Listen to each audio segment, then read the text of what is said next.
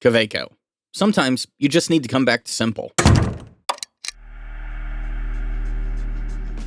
I know this isn't the first time that I've looked at a Kaweco Sport here on this channel, but I can promise you that this most certainly is the last one I will review. And if you believe that last statement, then you have not been watching the channel long. I like these pens, and when I see a color that I like, odds are I'm going to show that pen to you, even if we have already looked at the body type. So, here we are, with a pen that the keen-eyed among you have probably already seen in a few of the ink reviews here on the channel. This is the Kaweco Sport Elite Royalty US Exclusive Edition. It's one of a 3-pen set to commemorate their US distributor with this Royal Red, a Royal Blue, and a Periwinkle. I don't have the other two colors, and to be honest, I probably never will. I like blue, don't get me wrong, but Periwinkle on a pen? That's just a hard no. And I like this red. It called to me more than just having another blue pen in the collection did. Tangents aside, let's look at this pen. Starting with the box, the outer sleeve holds true to the muted Kaweco style with 2 departures. Printed into the red are thin outlines of crowns to fill out the background, and the front face depicts the exclusive collaboration with this pen. Aside from that, the back and the side pieces are just standard Kaweco. The tin is also standard fare that we've seen with some of the more limited edition pens, or the AL Sports. In some ways, I was actually slightly disappointed when my Cyan Collection Edition didn't come in one of these specialized Altoid tins. Yes, I may be the same person that gets on the companies for using too much packaging, but with these tins, they aren't wasted packaging. I can repurpose these, and quite often, I do. I mean, this one is going to be repurposed the second I'm done filming this video. So that's why this tin gets a pass. And when we open the tin, we still have minimalistic packaging. We have a warranty filling and history sheet, we have a sticker, and then we have the pen itself in a plastic sleeve.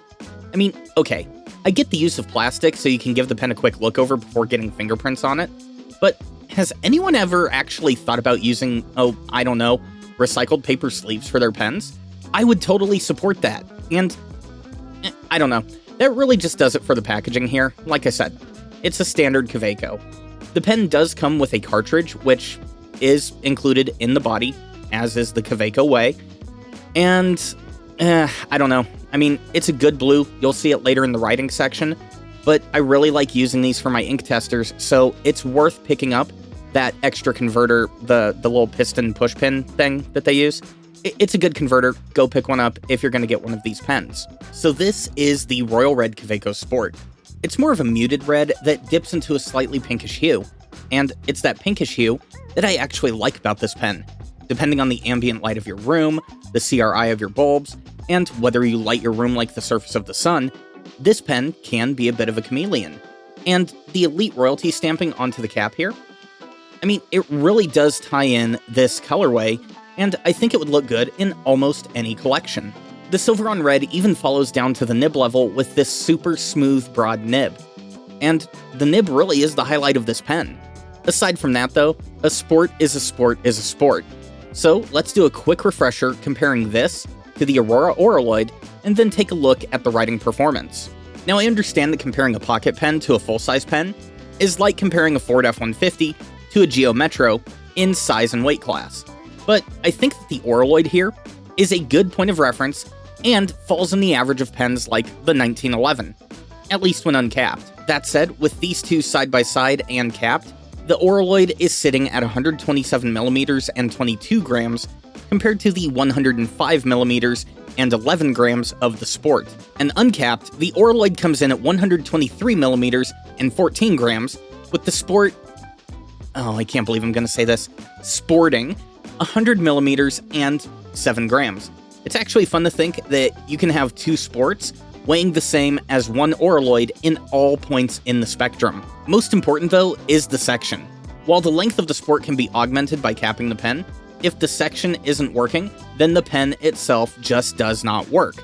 And in this matchup, we have the Oraloid coming in at 21 by 10 millimeters, and the Sport coming in at 15 by 9 millimeters. Though the section is half a centimeter shorter on the Sport, the concave is very well done and makes this a comfortable grip section that I actually find to be one of my favorites. So what about this nib? How does it write out of the box? Short answer, this nib is butter. I did a writing sample on Rhodia prior to this video to sanity check the feeling I was getting on my paper of choice, but I found the performance to be so similar that I feel comfortable just sticking with my observations here on TR. With the included Kaweco blue ink, we are getting a consistent line width, showing that the nib and feed are working very well with the included ink. There is a reason that I like to use Kaweco pens for my ink testers. I find that they provide a true neutral experience and really allow you to see the properties of an ink without going full dip pen. Back to the nib itself, this one, like I said, was butter out of the box. There was a hint of feedback on Rhodia, but it was within expected ranges on that type of paper. And as far as brand consistency, I think this pen hits what I expect from the quality of Kaweco as a whole. Do I think it was worth the $32? I don't know. If the tin hadn't been included, then the answer would have definitely been a hard no. But I'm actually still on the fence as to whether or not the tin is worth an extra $6 over the price of a standard sport. I guess it all comes down to personal preference. If you like this colorway, and $32 is in your wheelhouse, then sure, go for it. That's what it really came down to for me. What I can say though, is that Kaweco makes many sports in many colors at that standard $26 price range, so you can easily find a good fit in a color that you like in that cheaper range as well. And that does it for our look at the Kaweco Elite Royalty Sport. If you liked that video or found it useful, then hit that thumbs up, get subscribed, and I'll see you in the next one.